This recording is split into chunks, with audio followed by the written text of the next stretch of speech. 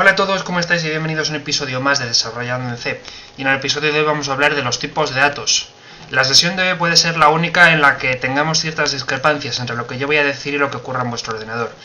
El motivo es que los tipos de datos, como vamos a ver ahora, es algo en lo que puede variar de sistema operativo a sistema operativo, de procesador a procesador y de compilador a compilador, así que exactamente esa parte puede que sea distinta en vuestro ordenador. Es posible, no debería serlo, pero puede que sea. Vale, en primer lugar vamos a hablar de lo básico. El ordenador, como sabéis, tiene una memoria en la que puede almacenar cierta información durante sus cálculos, ¿vale? Prácticamente, si hacemos cálculos pero no los guardamos en la memoria, es como si no existieran, porque el ordenador hace muchísimos cálculos por segundo, y si hacemos un cálculo pero no lo guardamos en menos de una milésima de segundo, pues ya habremos perdido ese cálculo porque se habrá hecho otro en el ordenador.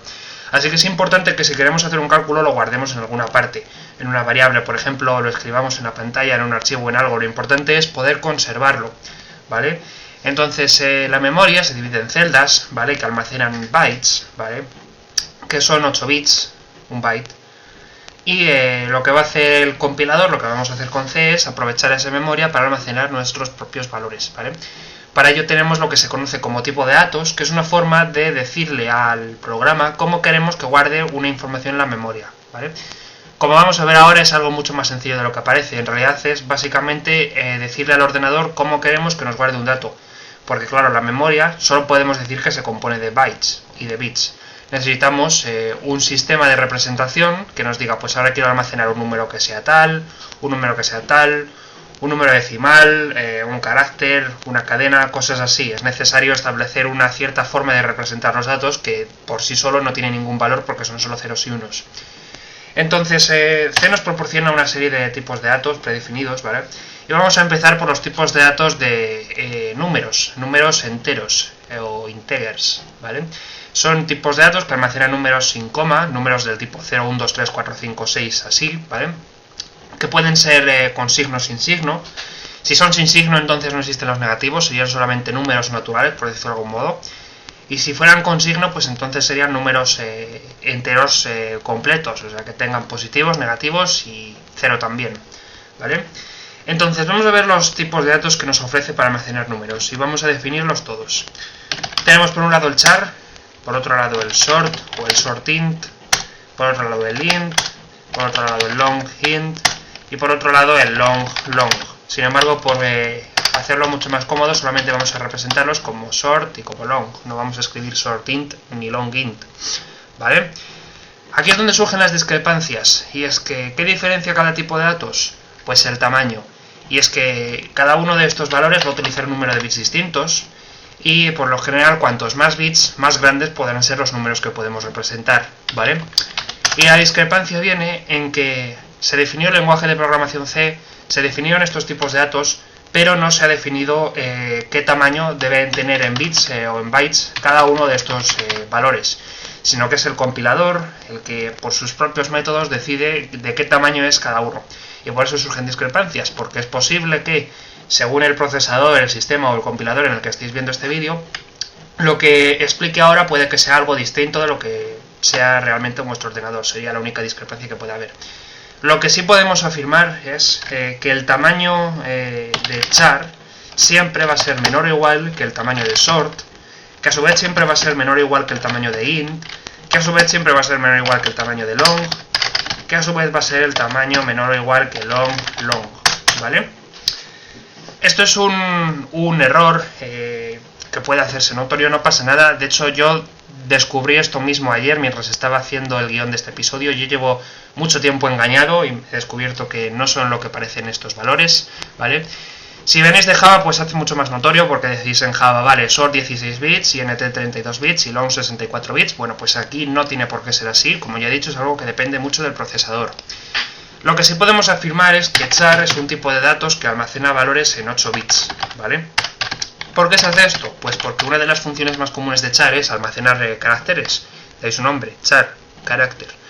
Y la cuestión está en que los caracteres por lo general van a ser de tipo ASCII y son caracteres de 8 bits. De ahí que char deba tener 8 bits porque si no, no podría almacenar caracteres. O podría, pero daría problemas, ¿vale? También podemos estar seguros de que sort va a ser de 16 bits, ¿vale? ¿Qué quiere decir? Pues evidentemente cuantos más bits, más números, ¿vale? 8 bits pues sería entre 0 y 255 sin signo, o entre menos 128 y 127 con signo. Y short pues podría almacenar valores de hasta 65.535 sin signo, o de pues entre menos 32.700 y pico y más 32.700 y pico, ¿vale? Estos son valores que podemos asegurar que son correctos. Sin embargo, para los otros tres no podemos saberlo con total certeza. Eso es así porque a la hora de definir el estándar de C solamente se dijo que se tenía que cumplir esto en cuanto a tamaños, y se dio un tamaño mínimo que debía tener, pero es un mínimo. Eso significa que el que haga el compilador puede respetar ese mínimo o puede usar otro valor distinto.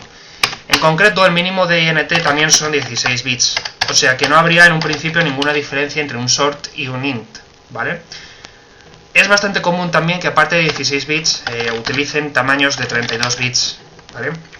16 y 32 podéis encontrarlos de dos tamaños. Ahora en el siguiente vídeo, cuando empecemos a trabajar con las variables, veremos mecanismos para escribir en la pantalla el ancho de cada tipo de datos en bytes o en bits, ¿vale? De modo que podamos comprobar pues cuánto mide realmente nuestro procesador. Y si no, pues siempre podéis consultar la documentación de vuestro compilador para averiguar ese tipo de cosas, ¿vale? Así que INT pues es de 16 o de 32. Por otro lado está long, ¿vale? Que long tiene que ser un tipo de datos cuyo tamaño sea mayor o igual que INT, ¿vale? Y por lo general el mínimo que se definió para el long fue de 32 bits, ¿vale? Algunas implementaciones pues pueden hacerlo de 64 bits, pero podéis encontraros los de 32 y de 64. Y por otro lado estaría long, ¿vale? Que sería un tipo de datos que como mínimo debe almacenar 64 bits. Y de hecho lo más común es que si está implementado, que normalmente lo está, sea de 64 bits, porque ya valores de 128 bits es demasiado por el momento, al menos en la época en la que estamos. Así que long sería de 64 bits, podríamos asegurar. Pero en el caso de INT y de long, pues tenemos estas discrepancias. No sabemos si es de 16 o de 32, o de 32 y de 64. En el caso del ordenador en el que estoy haciendo este vídeo, por ejemplo, INT y long miden ambos 32 bits, ¿vale? Pero puede ser que si estáis en otro procesador distinto, pues cambien los resultados. Dependería, por ejemplo, de si estáis en un 8086, en un 64, en una AMD, en un PowerPC, en una ARM. Depende de muchos factores. Depende también del compilador que uséis, que puede ser que cambie entre Visual y GCC. O depende también del sistema operativo, que es posible a lo mejor que trabaje de forma distinta y utilice anchos de palabra distintos. Puede ser. Así que en general puede variar, ¿vale? Estos serían los tipos de datos de números enteros, ¿vale? Vamos a ver ahora los dos tipos de datos que nos permiten almacenar números decimales, que tienen coma, ¿vale? Que son dos, float y double, ¿vale? En este caso no hay discrepancias. Float almacena con una precisión de 32 bits y double almacena con una precisión de 64 bits, ¿vale? ¿Cómo se almacenan los números? Bueno, pues se almacenan en coma flotante. El estándar que utilizan es el IEEE 754, ¿vale? Que es el más aceptado por los ordenadores a día de hoy, es el que suelen utilizar, ¿vale?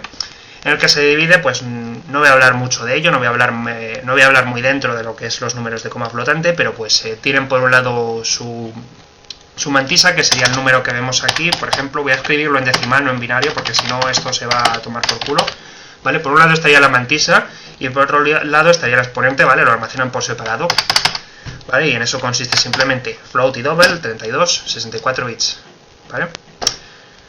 ¿Más tipos de datos que hay? Pues no hay ninguno más. Podemos aprovechar tipos de datos que existen para otras cosas. Por ejemplo, por lo general para escribir caracteres los almacenaremos en tipos de dato char, por el motivo que ya he dicho antes, porque char es un tipo de datos de 8 bits, los caracteres tienen 8 bits, pues ya está, metemos un carácter en un tipo char, y cuando lo escribimos en pantalla, pues lo que hace la pantalla es traducir el número que tenga la variable char al carácter correspondiente dentro de la tabla ASCII, ¿vale? Tan simple como eso. Si venís de otros lenguajes de programación diréis, pero faltan datos, ¿dónde está el tipo de datos booleano? Pues no existe. ¿Cómo se sabe si algo es verdadero o falso? Pues es falso si algo es igual a 0 y es verdadero si algo es distinto de 0. Y ya está, ¿vale? Hay más tipos de datos, por supuesto, estarían los punteros, que son como los que acabamos de ver, pero llevan una almohadilla, por Dios. Llevan una estrella o un asterisco detrás, ¿vale? Pero no los vamos a ver por ahora, los vamos a ver más adelante. Por ahora no nos hace falta trabajar con punteros, así que cuando nos haga falta los veremos. Y en el siguiente vídeo pues ya vamos a ver cómo crear variables, cómo almacenar datos y cómo imprimirlas en pantalla. Así que nos vemos ahora.